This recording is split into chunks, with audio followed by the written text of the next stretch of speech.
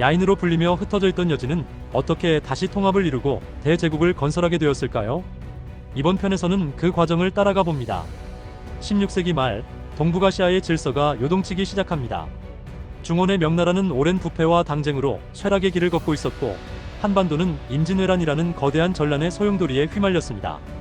명나라의 요동 총병 이성량은 이의제의 정책으로 여진 부족들 사이에 끊임없는 내분을 유도하며 그들을 통제해왔습니다. 그러나 명의 감시가 임진왜란으로 인해 소홀해진 틈을 타 흩어져 있던 여진의 불꽃이 한 남자를 중심으로 응집되기 시작합니다. 1583년 건주 여진의 부족 추장 누르하치는 비극적인 사건을 맞이합니다. 명나라의 오판과 배신으로 조부 기호창가와 부친 탁씨를 잃게 된 것입니다.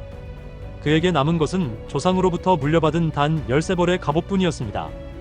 누르하치는 울분을 삼키며 원수를 갚고 흩어진 부족을 하나로 모으겠노라 맹세합니다. 이것은 훗날 대제국의 기틀이 될 건주 여진 통합의 서막이었습니다.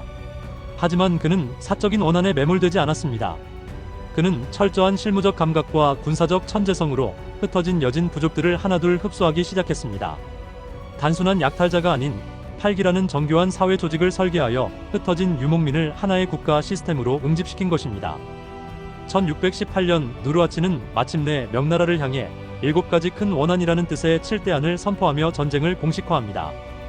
명나라 조정은 이를 진압하기 위해 10만 대군을 파견했으나 1619년 사르후 전투에서 누르하치의 기병대는 각계격파 전술로 명의 대군을 괴멸시킵니다.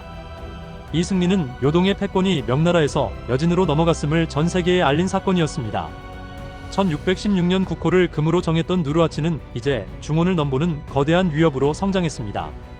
하지만 그는 끝내 산해관의 벽을 넘지 못한 채 1626년 세상을 떠납니다. 그의 뒤를 이은 홍타이즈는 더욱 치밀했습니다. 그는 1635년 부족의 이름을 비하적 의미가 담긴 여진에서 문수보살의 지혜를 상징하는 만주로 바꿀 것을 천명합니다. 이어 1636년 국호를 대청으로 고치고 스스로 황제의 자리에 올랐습니다. 청나라는 배후의 위협을 제거하기 위해 조선을 굴복시켰고 내몽골 부족들을 포섭하여 거대한 연합 세력을 구축했습니다.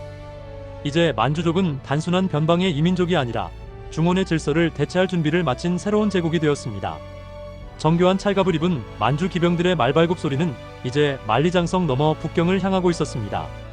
1644년 명나라의 수도 북경은 농민 반란군 이자성에게 함락됩니다. 마지막 황제 숭정제는 자결했고 중원은 주인 없는 혼란에 빠졌습니다.